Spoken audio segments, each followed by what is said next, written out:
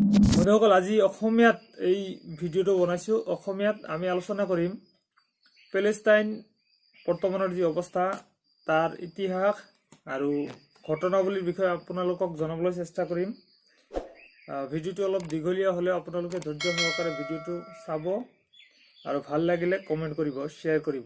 প্ৰথমতে কওঁ যে ইতিহাসত আমি বহুতবাৰ দেখিছোঁ বিভিন্ন ঠাইত দূৰৰ পৰা দূৰ দূৰণিৰ পৰা বহু ৰাজা মহাৰাজাই আহি শাসন কৰিছিল, পিছলৈ সেয়া নোহোৱা হৈছিল।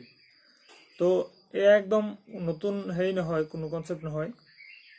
পৃথিৱীৰ চব দেশতে প্ৰব্ৰজন হৈছে, শাসন হৈছে। কোনো দেশে আৰু বেলেগ এখন দেশক আক্ৰমণ কৰিছে, ৰাজা এজনে বেলেগ ৰাজাক আক্ৰমণ কৰিছে। তেনেকুৱা এটা পৰম্পৰা চব দেশতে দেখিবলৈ পোৱা গৈছিল আগতে। এতিয়াহে মেক্সিমাম কাণ্ট্ৰি ডেম'ক্ৰেটিক হৈছে।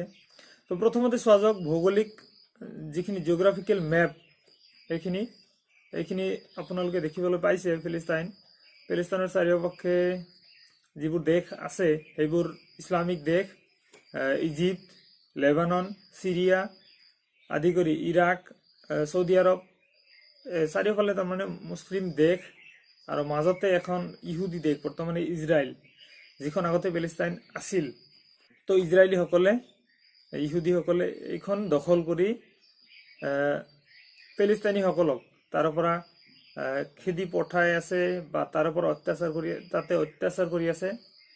তো তেনেকুৱা এটা বৰ্তমানৰ পৰ্যায়। তো এতিয়া আহিম হিষ্টৰীলৈ।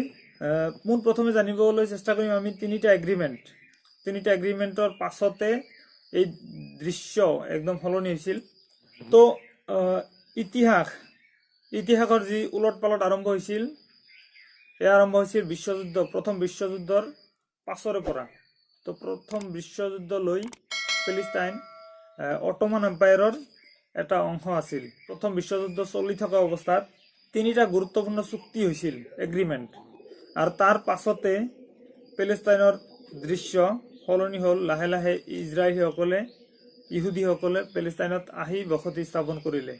তো আমি জানিবলৈ চেষ্টা কৰিম তিনিটা এগ্ৰিমেণ্ট। প্ৰথম এগ্ৰিমেণ্ট আছিল 1916 ব্ৰিটিছ আৰু ফ্ৰান্সৰ মাজত যি এগ্ৰিমেণ্ট হৈছিল। এইটো এটা পুৰা ছিক্ৰেট এগ্ৰিমেণ্ট হৈছিল, একদম নীৰৱে হৈছিল। কোনো ইয়াৰ খবৰ পাব্লিকলি হোৱা নাছিল, পাছলৈহে গম পালে মানুহে।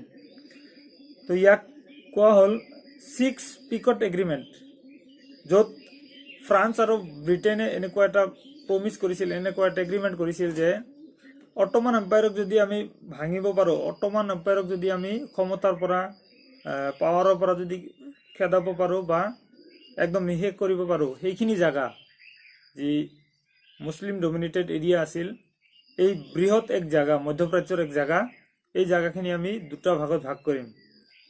তো তাতে আহি হেল্প কৰিছিল ৰাছিয়া আৰু ইটালীয়ে। তো ইহঁতকো ভাগ দিয়া হৈছিল পাছত। তো সেই অনুসাৰে দুটা ভাগত ভাগ কৰি, মেজৰিটি দুটা ভাগ, তাৰে ভাগ কৰি এটা ভাগ পাইছিল ব্ৰিটিছে আৰু এটা ভাগ পাইছিল ফ্ৰান্সে পিছলৈ। তো পেলেষ্টাইনৰ যিটো এলেকা, এই এলেকাটো ভাগত পৰিছিল ব্ৰিটেইনৰ অটোমান এম্পায়াৰৰ শেষ হোৱাৰ পাছত। আৰু 1916 আৰু এটা চুক্তি হৈছিল, মেকমোহন আৰু হুছেইন কৰেছপণ্ডেঞ্চ বুলি এটা চুক্তি আছিল। যি চুক্তিমতে কোৱা হৈছিল যে শ্বৰীফ অফ মক্কা শ্বৰীফৰ যিজন প্ৰধান আছিল সেই সময়ত, তেখেতে যদি ব্ৰিটিছসকলক ছাপোৰ্ট কৰে, যি ব্ৰিটিছসকলৰ যি নীতি আছে, ব্ৰিটিছসকলৰ যি পৰিকল্পনা আছিল অটোমান এম্পায়াৰক ওফৰোৱাৰ, তাতে যদি ব্ৰিটিছসকলক ছাপোৰ্ট কৰে, তেতিয়াহ'লে সিহঁতক এটা গ্ৰেটাৰ আৰব ষ্টেট দিব বুলি ৱাদা কৰিছিল। এইটো চুক্তিমতে মেকমোহন আৰু হুছেইন কৰেছপণ্ডেঞ্চ বুলি এখন চুক্তি হৈছিল। তাতে এনেকুৱা এটা প্ৰমিছ কৰিছিল, যিটো পাছলৈ দিয়া নাছিল। তুৰ্কিছ অটোমান এম্পায়াৰ আৰু আৰবসকলৰ মাজত এটা ক্লেছ অলৰেডি আছিল, বহুদিন আগৰ পৰাই আছিল তেনেকুৱা ক্লেছ। তো তাৰে কাৰণে দুটা ফৈদৰ মাজত যিটো বিভাজন, সেইটো বিভাজনটো তীব্ৰ কৰিছিল ব্ৰিটিছে। তো ব্ৰিটিছৰ পলিচি আমি অলৰেডি জানোৱে। আৰু 1917 হৈছিল বালফৰ ডিক্লেৰেশ্যন, যিটো আছিল একপক্ষীয় ডিচিশ্যন। ব্ৰিটিছ গভৰ্ণমেণ্টে বা ব্ৰিটিছ যিখিনি ৰজাঘৰীয়া মানুহ আছিল সিহঁতে ফিলিস্তাইনৰ যিটো এলেকা আছিল অটোমান এম্পায়াৰৰ আণ্ডাৰত এইখিনি ঠাই নিজাববীয়াকৈ লণ্ডনত বহিয়ে জিউছ পপুলেশ্যন যিখিনি আছিল হিটলাৰৰ অধীনত অত্যাচাৰিত হৈছিল বা বিভিন্ন ঠাইত হৈছিল ইউৰোপত তেতিয়া। তো সেইখিনি মানুহক এটা আশ্ৰয়স্থল হিচাপে এই ঠাইখিনি ফিলিস্তাইনৰ যিখিনি ঠাই আছিল সেইটো টাইমত সেই ঠাইখিনি দিবলৈ বিচাৰিছিল। তাৰমানে এইটো ডিক্লেৰেশ্যনৰ পাছতে সাইন কৰি পাছ কৰি দিছিল ডাইৰেক্ট। সেইখিনি ঠাইত অলৰেডি জিউছ পপুলেশ্যন কিছু আছিল, 5% 6% আছিল। আৰু যেহেতু আমি জানোৱে আব্ৰাহামিক ৰিলিজন হিচাপে জিউছ যিখিনি মানুহ আছে সেইখিনি বহুত অতীতৰ পৰা আছে। সিহঁতৰ নবী, ইছলামৰো নবী, খ্ৰীষ্টান, মুছলিম আৰু ইহুদী, তো তিনিটা আব্ৰাহামিক ৰিলিজন। ইব্ৰাহিম যি নবী আছিল তেখেতক অনুসৰণ কৰে। ইছলামেতো গোটেইখিনিয়ে মানে, কিন্তু খ্ৰীষ্টানে ঈছা আলাইহিছ সালামৰ পাছত যিখিনি আহিছিল হজৰত মুহাম্মদ সাল্লাল্লাহু আলাইহি সাল্লাম তেওঁক নামানে। তো তেনেকুৱা এটা চুক্তি কৰিছিল, বালফৰ ডিক্লেৰেশ্যন কৰিছিল। তো এই তিনিখন চুক্তিৰ পাছতে সম্পূৰ্ণ দৃশ্য সলনি হৈ গৈছিল। আৰু তাৰে অলপ বেকগ্ৰাউণ্ডটো আগৰ যদি জানিব বিচাৰোঁ আমি তেতিয়া জানিম যে ৱৰ্ল্ড ৱাৰ 1ত চেণ্ট্ৰেল পাৱাৰত এটা অংশ আছিল অটোমান এম্পায়াৰ, আৰু এলাইড ফ'ৰ্চত এটা অংশ আছিল ব্ৰিটিছ।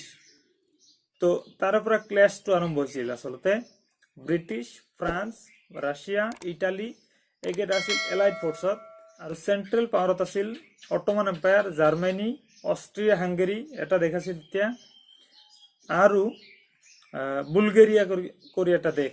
তো এইকেইখন দেশ আছিল চেণ্ট্ৰেল পাৱাৰত।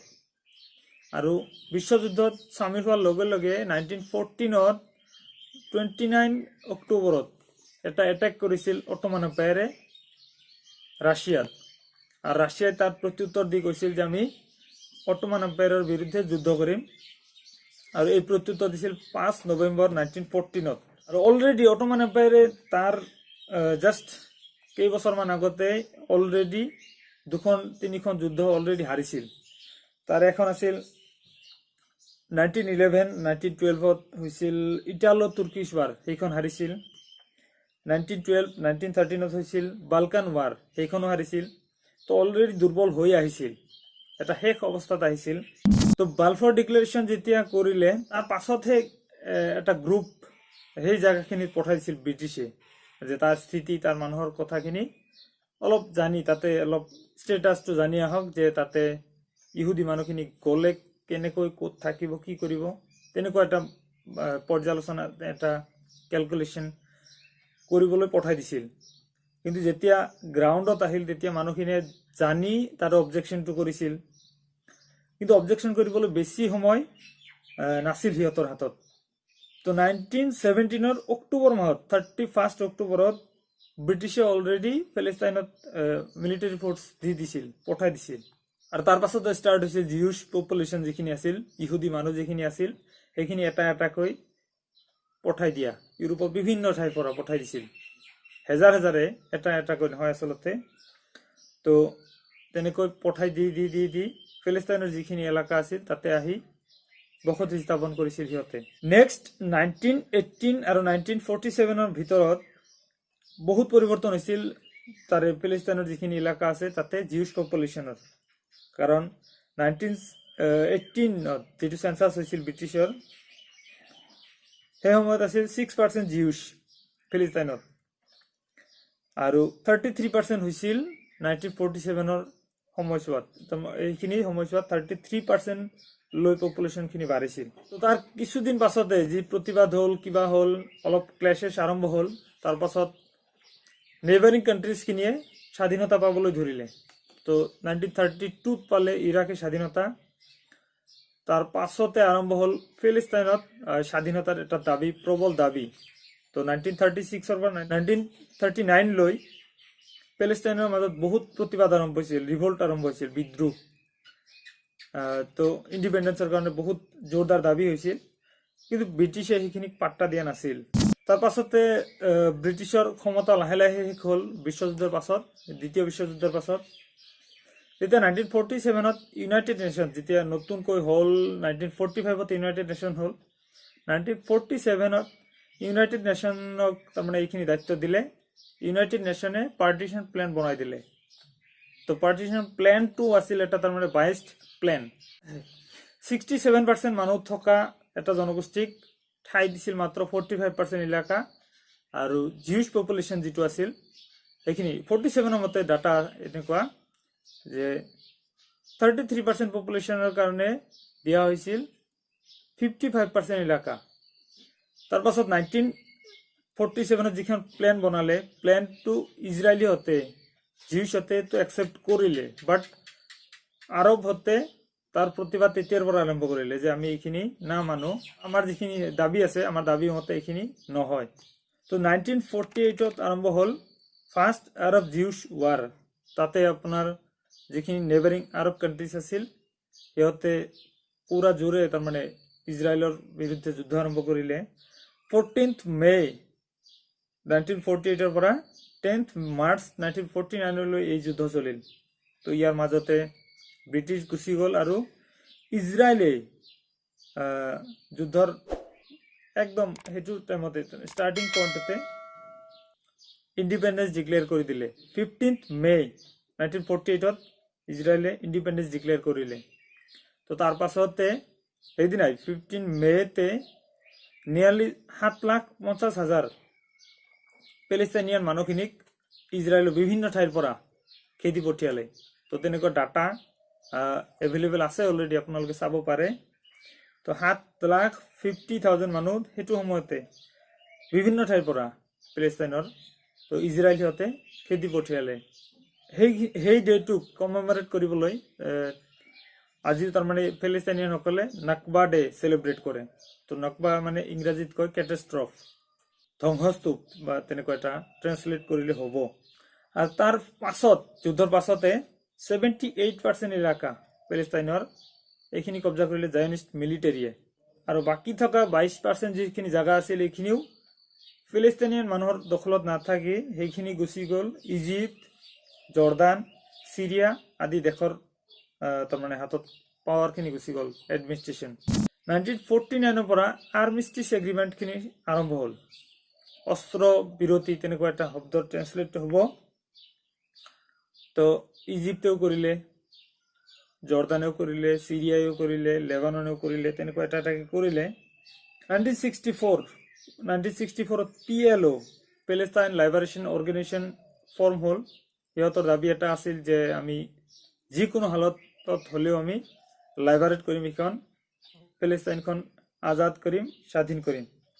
তো ফাৰ্ষ্টত এইখিনি ভাইলেণ্ট আছিল অলপ, লাহে লাহে পিছলৈ PLO অলপ সেই হৈছিল, নৰম মেজাজি হৈছিল। তাৰপাছত 5th June to 10th June 6 day war বুলি কয়, যিটো ছেকেণ্ড আৰব ইজৰাইলী ৱাৰ।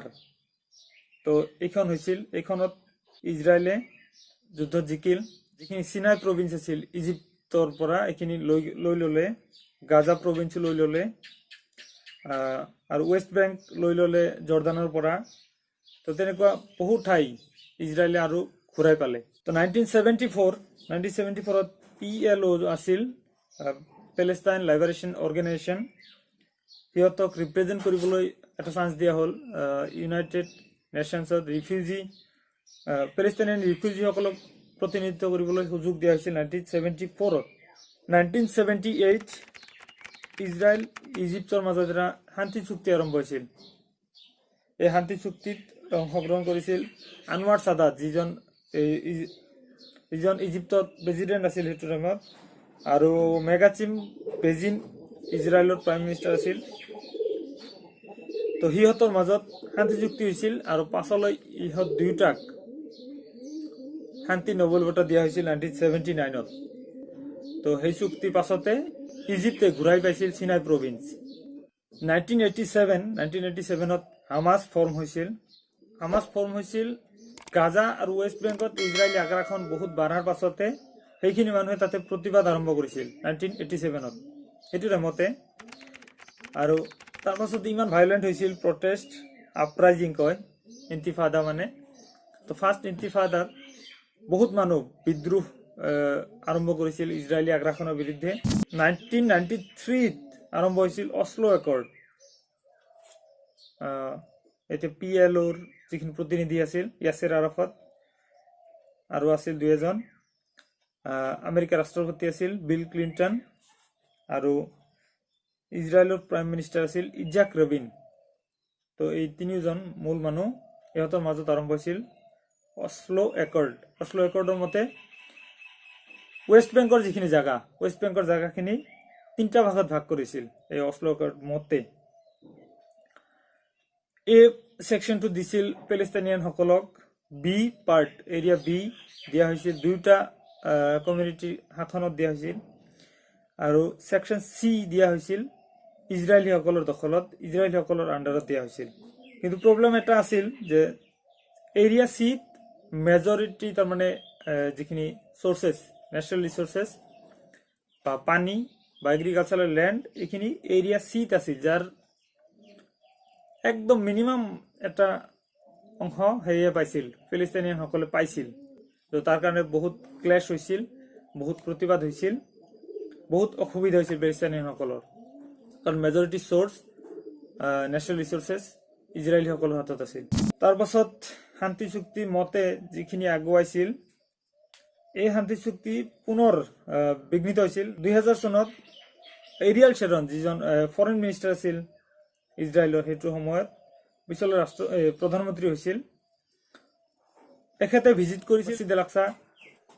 তো সেইখিনি ঠাই ভিজিট কৰিছিল। জেনেৰেলি ইহুদি কোনো নেতাই বা কোনো প্ৰাইম মিনিষ্টাৰে তেনেকুৱা ভিজিট কৰা নাছিল ইয়াৰ আগতে তেনেকুৱা। তো তাৰ পাছতে বহুত ভায়োলেণ্ট আৰু প্ৰটেষ্ট শুৰু হৈছিল, বিদ্ৰোহ আৰম্ভ হৈছিল। তো আপৰাইজিং এনেকুৱা ইন্তিফাদা, সেকেন্ড ইন্তিফাদা আৰম্ভ হৈছিল 2000 চনত। ইজৰাইলৰ ফৰেইন মিনিষ্টাৰ এৰিয়েল শ্বেৰনে সেই জাগাখিনি ভ্ৰমণ কৰাৰ পাছতে তো তাতে বহুত বিদ্ৰোহ আৰম্ভ হৈছিল। জুন 2002 এতিয়া ইজৰাইলে আৰম্ভ কৰিছিল বাউণ্ডাৰী। তো ৱেষ্ট বেংকৰ চাৰিওফালে যিখন গ্ৰীণ লাইন আছে, এইখিনি জাগা ফেন্সিং আৰম্ভ কৰি দিছিল। তাৰ পাছতে ঘটনা পৰিঘটনা তেনেকুৱা আছিল, মেজৰ ইনচিডেণ্ট উল্লেখযোগ্য তেনেকুৱা ঘটনা নাছিল। আমি আহোঁ 2017 চনলৈ। 2017 চনত ট্ৰাম্পে জেৰুজালেমক ইজৰাইলৰ কেপিটেল হিচাপে ৰিকগনাইজ কৰিছিল। তাৰ পাছতে আৰু ভায়োলেন্সটো শুৰু হৈছিল। আৰু 2018ত US এম্বেচি তেল আবিবত আছিল, সেইখন জেৰুজালেমলৈ শিফ্ট কৰিছিল। এইখন কৰিছিল ডোনাল্ড ট্ৰাম্পৰ দিনত, ডোনাল্ড ট্ৰাম্প আছিল। আৰু 2019 চনত ইউনাইটেড ষ্টেটছে ৰিকগনাইজ কৰিছিল গোলান হাইট কৰি যিখিনি এৰিয়া আছে, এতিয়াতো কমপ্লিটলি সিৰিয়াৰ আণ্ডাৰত আছে সম্ভৱতঃ। তো এইখিনি ইজৰাইলৰ এটা অংশ বুলি ৰিকগনাইজ কৰিছিল।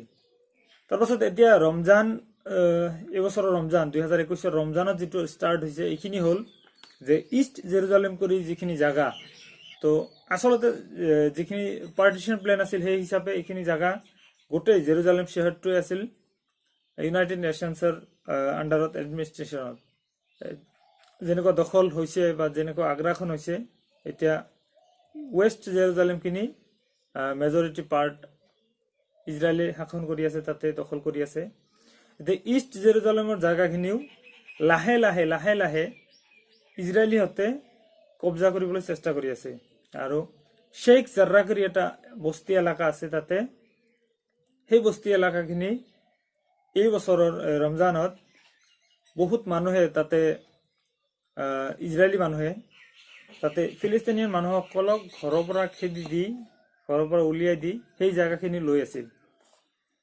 তো সেইখিনি জাগা আচলতে থাকিব লাগিছিল ইউনাইটেড নেশ্যনছৰ আণ্ডাৰত থাকিব লাগিছিল, কিন্তু সেইখিনি জাগা এতিয়া তাৰমানে ষ্টাৰ্ট কৰিছে সিহঁতে যে ফিলিস্তিনিয়ানসকলক তাৰ পৰা খেদি সেই জাগাখিনি ইজৰাইলী সেটেলাৰসকলে, ইজৰাইলী যিখিনি আগ্ৰাসী ইজৰাইলী মানুহ আছে সিহঁতে ল'ব বিচাৰিছিল, যাৰ কাৰণে ইজৰাইলীসকলক ভেটিছিল বা তাৰ এগেইনষ্টত প্ৰতিবাদ কৰিছিল।